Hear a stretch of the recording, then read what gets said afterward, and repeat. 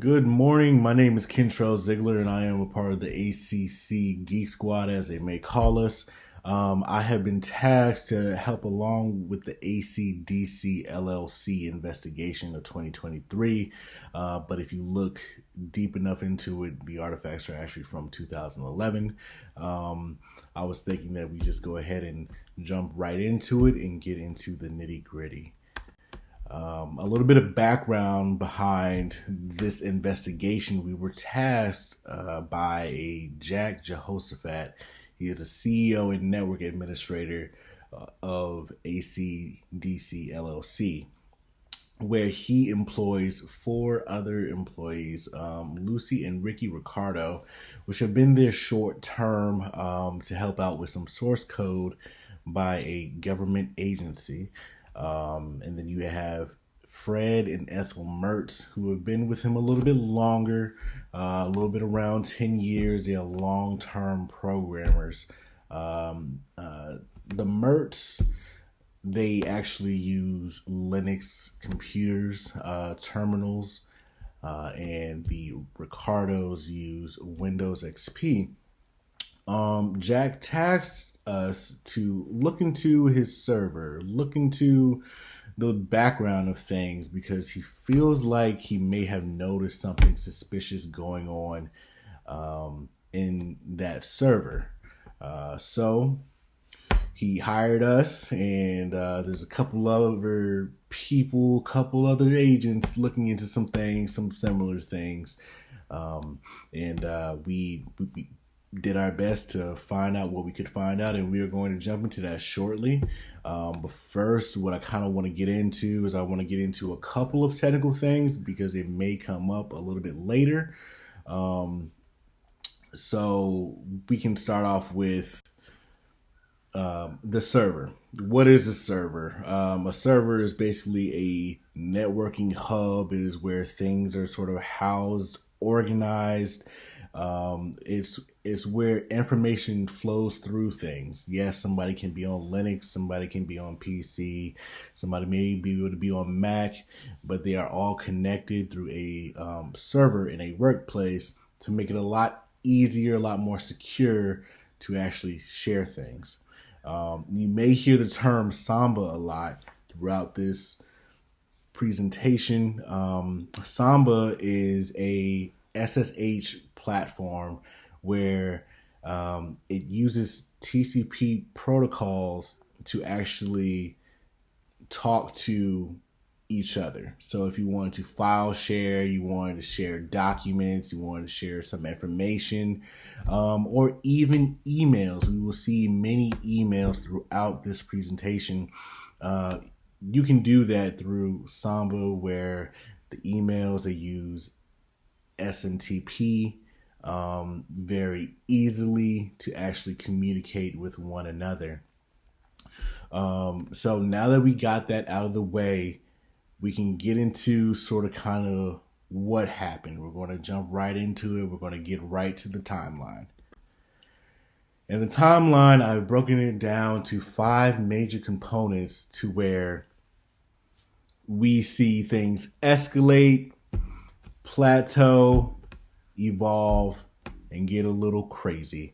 The first thing is passive aggressive emails that started early in the morning between 2 employees, and then it kind of gravitated towards failed attempts to access certain user accounts. And then we have what I call the catalyst, a meeting, or you can consider it a lunch break. And then you have the major breach, and then you have something a little bit beyond that to where a fake user was implemented. So with that being said, we're just going to get right to it, put a face and name out there. We have Ricky Ricardo. We have deemed him as our culprit. He is a Windows XP user, and something to note, because you may see it many times throughout these slides, you want to note his IP address. His IP address is very important because that's basically his signature. It belongs to his Windows XP uh, terminal. That's his. If he was going to do something, it would be from that 192.168.49.134 IP address. And if we can get a little bit more into it, you'll see a little bit what I'm talking about here. But let's start from the beginning of the timeline. The emails. We've scanned through all of the emails, through all of the users, all 5 users, just to sort of kind of piece together the timeline, lined it up through minute by minute, and just to see what things were talking about. Some people were talking to each other, some people were talking to the group, and even some people were CC'd and sort of kind of just enjoying the passive aggressive show. But throughout these emails, you do see that Ricky and Jack have a strained relationship. They don't seem to get along too well. They don't communicate with each other too well.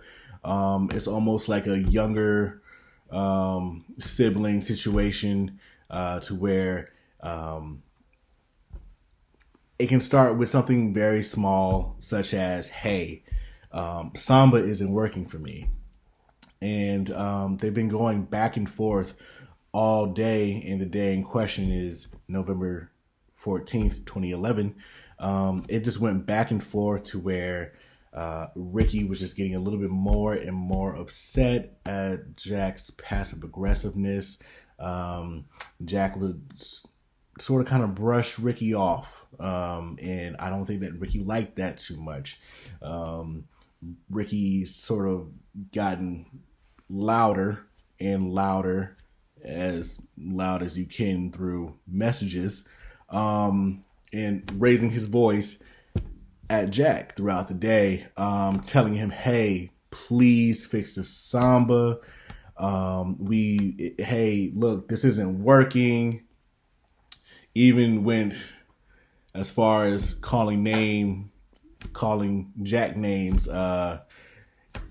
A-word hat, because we have to be censored through this. And it went to the point where he demanded to see him in his office. We're going to get to that part a little bit later. That plays a pivotal role. But yes, we sifted through all these emails of each account: Fred, Ethel, Lucy, Ricky, Jack. We went through them all just to make sure that we actually did the work. We went through all of their M boxes, which is what is used on their Linux server, one by one, directory by directory. And we just needed to piece together the whole picture. Now, let's escalate a little bit more. So after the first set of emails, we noticed that there were many failed attempts to log in as the CEO. The CEO has special privileges. Root privileges, meaning that they can basically see whatever they want, organize things the way that they want. They can set the rules. When you don't have root privileges, you are confined by special rules, such as if I attempt to look into somebody else's directory, it might not let me do that because I don't have root privileges. But let's talk about these failed attempts here. As you see on the screen, you have many failed attempts to request a password as Jehoshaphat, meaning Jack the CEO. But you can also see that these requests are coming from that 192.168.49.134 IP address that does belong to Ricky Ricardo. Now, if this was Jack at Ricky's desk, maybe he made a mistake or two. We wouldn't have seen this about 10 or plus times of him getting an incorrect password, let alone requesting one.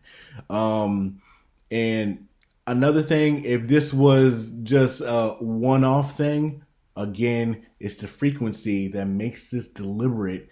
That we can see that he is trying to get into somebody else's user account, and more importantly, a root user's account. So let's take this a step further. This is the most, what I consider the pivotal point, is the meeting or the lunch break. Because at some point in time in here, it does seem through the emails that Jack and Ricky met up to talk, to attempt to fix Samba. At this point, Jack has attempted to fix Samba and told Ricky, hey man, try again. It might be something that you're doing. Lucy's Samba does seem to work at this point. But we can see through one of these emails that Ricky is once again demanding to come to Jack's office. Jack's office is unfortunately a very important role. I will get to that a little bit later, but just remember that Jack's office is very important. Jack has said that he has set up a public Samba for him. Try that. He's going off to lunch. Now, at this point, it's around 11:49 p.m., almost 11:49 a.m., almost 11:50. So we can kind of start the clock there. Say 11:50, I demand to go to somebody's office. We are in the same building. It's not going to take me long to get to your office. So we're going to get to the next point where the breach happens. It is now 12 o'clock on the dot. From Ricky's terminal, that 192.168.49.134 IP address, he is finally able to successfully get into Jehoshaphat, Jack's user root account. At this point, Ricky has all the power throughout this server, or he has it in his hands, per se. This happened about 10 minutes after that meeting. So from 11:49 to 12 o'clock, he has gained root access. Whether that was him talking in Jack's office or Ricky going to Jack's office and Jack was at lunch. He has obtained this important information in 10 minutes, which seems like it was fairly easy. And that is what kind of created this suspiciousness, this problem, besides him actually attempting. This is what really put the root into those issues. Now, Ricky decided to take a little bit of a step forward. Instead of just logging in as Jack and doing things as Jack, I think he wanted to future-proof these problems and make sure that if he ever has any more problems with Jack fixing Samba, not fixing Samba, that at some point he can take care of it himself, to where he actually created a fake user. This false user, this fake user, or I call it a snoo user because he named it Snoo. He created a whole new account and grouped it with Jack, essentially. He made this new account into a root user. You can see on the bottom picture there that I had to look through the authorization logs. I grep searched Snoo because I thought it was odd that there's a whole account here not named in what was given to us.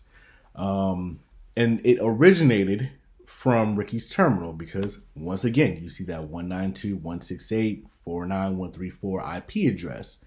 And it was last used at that IP address, as you can see on the top screen here. It was last used the same day, November 14th, 3:54 p.m. All this is really transpiring in the same day. And what really had solidified it after that is the fact that we do have an email from Lucy to Ricky. Lucy was concerned about how things were going between Jack and Ricky. So she asked Ricky, hey, did you guys talk? Really just want to make sure that you guys are good. And Ricky replied with, yeah, we talked. I really got him good. That seemed to really drive that nail in his coffin there to solidify what we thought was him as a culprit. That kind of just made it more apparent. So let's talk about the breach itself. Okay, what type of breach it was? It was an inside threat. It was an insider threat. It was an inside job.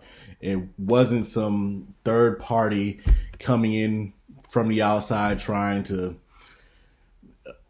take data or make some ransomware. It was an employee. The scope of the breach, it was a data breach, essentially, from what could have been viewed or taken. And the impact was company wide. I think you can reach that conclusion because of the fact that he was obtaining root access. Now, whether it be for fixing Samba at his will and at his leisure in his own time, it affects the company because as a root user, we essentially had root access. And what we did with root access was look at everybody's stuff. We had to look at everybody's documents just to make sure that things were on the up and up to weed people out. Now he gave himself through a new user root access. So essentially, everybody can be affected. Every single employee there, Jehoshaphat, the Mertz, his wife, every single user could have been affected by this because it kind of opens up by him making another account, it opens up another possibility of maybe an outside source getting into that account unbeknownst to anybody but Ricky and obtaining company documents and secrets. The system that this was affected on was the Ubuntu server, which, like I said, everything pretty much goes through that server at some point in time to connect one person to another. And it makes it to where Ricky probably didn't think about the bad things that could come from this. Luckily, this was a medium sensitivity level. Okay, it didn't really get out there. This wasn't massive. This wasn't social security numbers. This wasn't credit card numbers, addresses, or anything like that. It was just a few company employee documents and stuff. It was confidential data, yes. However, this was an internal problem that the CEO himself asked us to investigate. It didn't get out anywhere. He just thought that he was seeing some strange behavior because he himself is also a network administrator. So he just wanted to make sure that everything was on the up and up. And you always kind of want to make sure that you have a second opinion of things. Sometimes if you are around things for so long, they become your baby and everything seems like danger to you. And it just kind of helps to have somebody else step in and say, hey, look, man, your thoughts were legitimate. There was a problem here. But getting back to Ricky, we should probably talk about remediation. It's recommended per his contract that Ricky Ricardo be terminated effective immediately due to the fact that he gave himself access that he never had the authority to have, and also that he was able to access the CEO's home directory, let alone the directory of all the other employees at ACDC LLC. However, I would like to take it a bit of a step further, and I want to go back to that meeting slash lunch break timeline. In the next slide, I'm going to show you something that I would definitely recommend stop immediately. Because, like I said, the meeting lunch break, I think that was the catalyst to this all. If that never happened, I don't think that there would have been an actual breach. Those attempts were in the past and still probably would have happened. However, if it wasn't for this next slide, none of this probably would have been possible.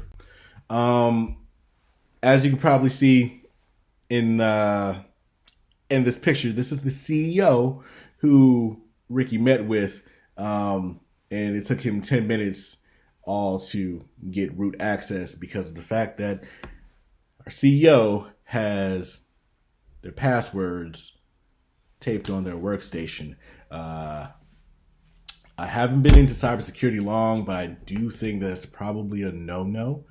And that should probably stop immediately to counteract this ever happening again. But I do appreciate you watching this presentation to sort of kind of get a feel about what happened into this data breach. Again, my name is Kentrell Ziegler, and I appreciate your time.